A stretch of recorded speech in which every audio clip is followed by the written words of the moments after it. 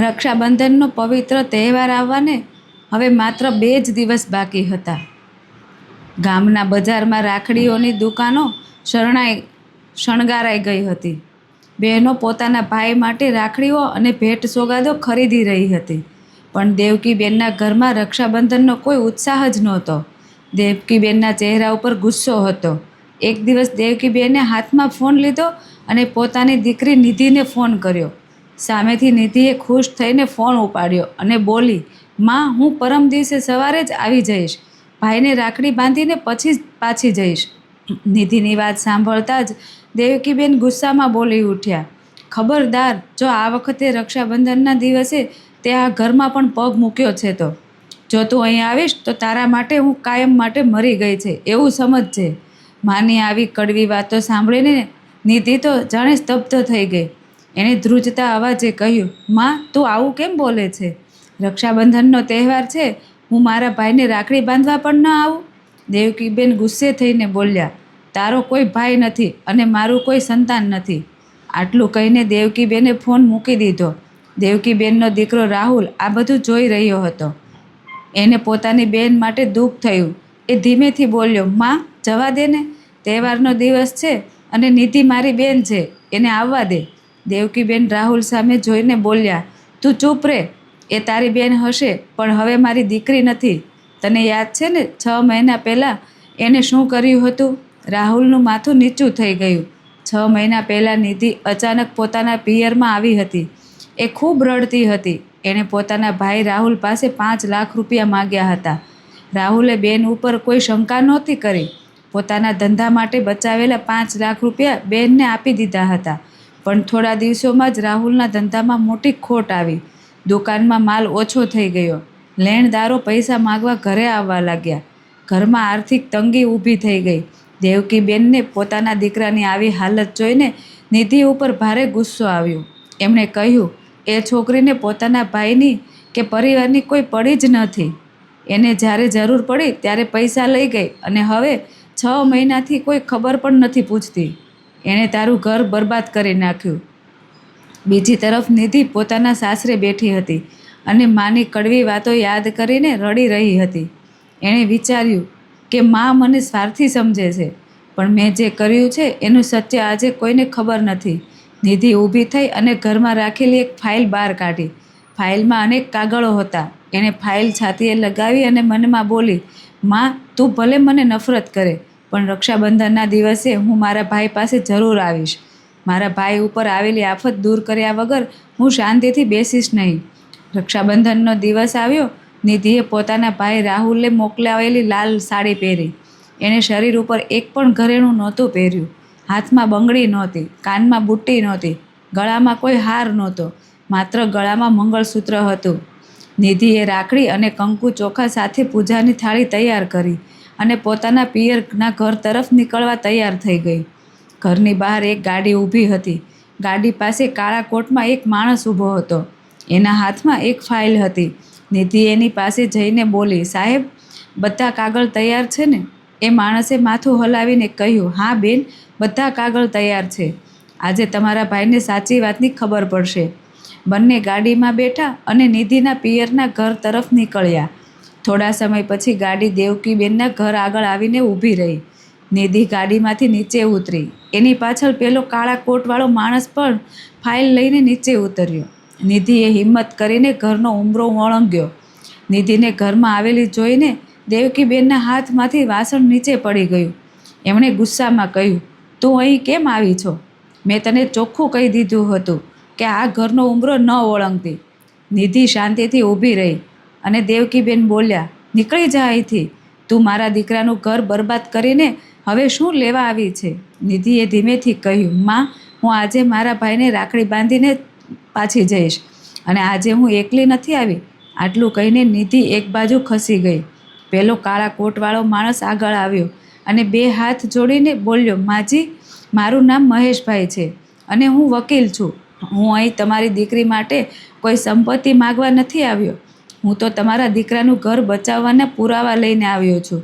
આ સાંભળીને રાહુલ ચોંકી ગયો અને એણે પૂછ્યું, "મારું ઘર બચાવવાના પુરાવા? તમે શું કહો છો?"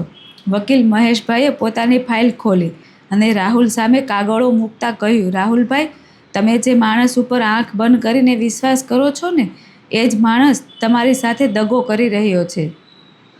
રાહુલે આશ્ચર્યથી પૂછ્યું, કોણ? વકીલે કહ્યું, તમારો મિત્ર સુરેશ. સુરેશનું નામ સાંભળતા જ રાહુલના પગ નીચેથી જમીન સરકી ગઈ. સુરેશ અને રાહુલ બાળપણના મિત્રો હતા. બંને સાથે મળીને કાપડની દુકાન ચલાવતા હતા. દુકાનનો બધો વહીવટ સુરેશ જ સંભાળતો હતો. વકીલ બોલ્યો, સુરેશે તમારી જાણ બહાર દુકાન પોતાના નામે કરવાની તૈયારી કરી હતી.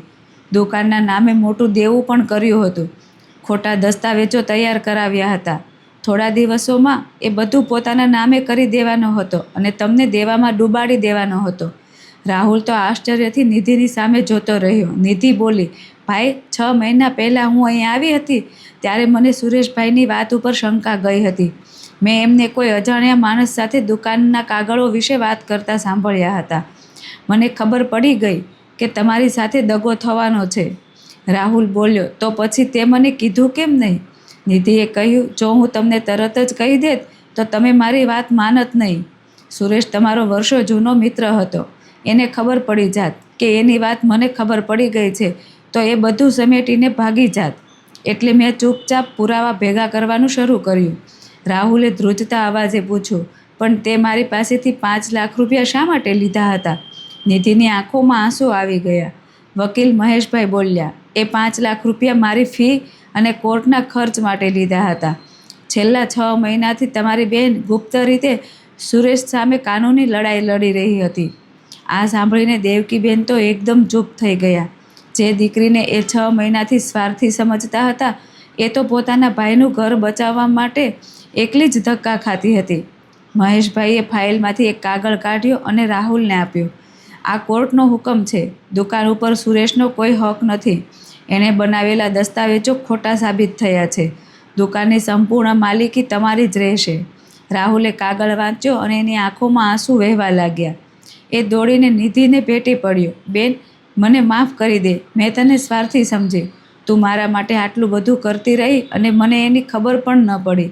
અને નિધિ બોલી, ભાઈ, તમે મારા મોટા ભાઈ છો. પિતાજીના ગયા પછી તમે જ મારા માટે પિતા જેવા રહ્યા છો. હું તમને રસ્તા ઉપર કેવી રીતે જોઈ શકું? દેવકીબેનની આંખોમાં પણ આંસુ આવી ગયા. પણ વકીલ મહેશભાઈને હજુ એક વાત કહેવાની બાકી હતી. એ બોલ્યા, રાહુલભાઈ, આ આખી કાનૂની લડાઈનો ખર્ચ લગભગ 15 લાખ રૂપિયા થયો છે. રાહુલ ચોંકીને બોલ્યો, 15 લાખ રૂપિયા? પણ નિધિ પાસે તો માત્ર મારા આપેલા 5 લાખ રૂપિયા જ હતા. બાકીના 10 લાખ રૂપિયા ક્યાંથી આવ્યા? નિધિએ વકીલને ચૂપ રહેવાનું કહ્યું. પણ મહેશભાઈ બોલ્યા વગર રહ્યા નહીં. બાકીના 10 લાખ રૂપિયા તમારી બેને પોતાના ઘરેણાં વેચીને આપ્યા છે. આ સાંભળીને રાહુલ અને દેવકીબેન બંને સ્તબ્ધ થઈ ગયા. મહેશભાઈ બોલ્યા, તમારી બેને પોતાના લગ્નના ઘરેણાં એક પછી એક વેચી નાખ્યા. છેલ્લા 6 મહિનાથી એણે આ બધું સહન કર્યું. પોતાના ભાઈનું ઘર બચાવવા માટે પોતાનું સર્વસ્વ આપી દીધું. દેવકીબેનની નજર નિધિના ખાલી હાથ અને ખાલી કાન ઉપર ગઈ. આજે રક્ષાબંધનનો તહેવાર હતો, પણ દીકરીના શરીર ઉપર એક પણ ઘરેણું નહોતું. દેવકીબેનના હૈયામાંથી ચીસ નીકળી ગઈ. મારી દીકરી! એ દોડીને નિધિને ભેટી પડ્યા અને રડતા રડતા બોલ્યા, બેટા, મને માફ કરી દે. મેં તને સ્વાર્થી કીધી, પણ તે તો મારા દીકરાનું ઘર બચાવવા પોતાના ઘરેણાં પણ વેચી દીધા. નિધિએ માના આંસુ લૂછીને કહ્યું, માં, તું રડ નહીં. મને તારા ઉપર કોઈ ગુસ્સો નથી. રાહુલ પણ બહેનના બલિદાનથી હચમચી ગયો હતો. એ વકીલ મહેશભાઈ પાસે ગયો અને બોલ્યો, સાહેબ, દુકાનના નવા કાગળો તૈયાર કરજો. નિધિએ આશ્ચર્યથી પૂછ્યું, ભાઈ, હવે શું કરવું છે? રાહુલ બોલ્યો, આ દુકાન હવે માત્ર મારી નથી. આજથી આ દુકાનમાં તારો પણ અડધો હિસ્સો રહેશે.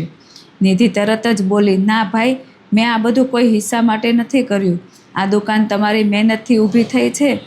રાહુલ બેનના માથે હાથ મૂકીને બોલ્યો, ગાંડી, જ્યારે બેન પોતાના ભાઈનું ઘર બચાવવા પોતાના લગ્નના ઘરેણાં વેચી શકે છે તો ભાઈ પોતાની બહેનને અડધી દુકાન કેમ ન આપી શકે?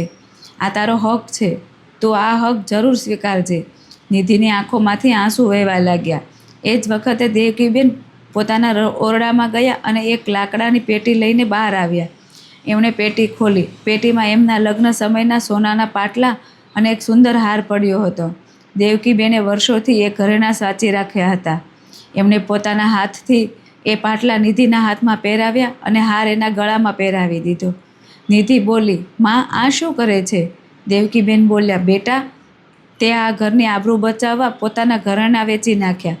હવે જ્યાં સુધી આ માં જીવતી છે ત્યાં સુધી મારી દીકરીના હાથ ખાલી નહીં રહે. આ ઘરેણાં મારા પ્રેમની નિશાની છે અને તારો હક છે. આટલું કહીને દેવકીબેને દીકરીને ગળે લગાવી લીધી. ઘરમાં થોડા સમય પહેલાં જે કડવાશ હતી એ હવે પ્રેમમાં બદલાઈ ગઈ હતી. નિધિએ પૂજાની થાળી હાથમાં લીધી. એણે રાહુલના કપાળે કંકુનો ચાંદલો કર્યો, ચોખા ચોંટાડ્યા અને પોતાના ભાઈના કાંડે રાખડી બાંધી. રાહુલે બેનને મીઠાઈ ખવડાવી અને કહ્યું, બેન, આજે મને સમજાયું કે રક્ષા માત્ર ભાઈ જ નથી કરતો, જરૂર પડે ત્યારે બેન પણ પોતાના ભાઈની ઢાલ બની જાય છે. નિધિની આંખોમાં આંસુ હતા, પણ ચહેરા ઉપર સંતોષનું સ્મિત હતું. એ દિવસે બંધાયેલી રાખડી માત્ર એક દોરો નહોતી, એ ભાઈ બહેનનો અતૂટ પ્રેમ, વિશ્વાસ અને બલિદાનની નિશાની હતી. મિત્રો, જો આ વાર્તા તમને ગમી હોય તો કોમેન્ટમાં લખજો જય દ્વારિકાધીશ અને લાઈક કરજો અને શેર કરજો.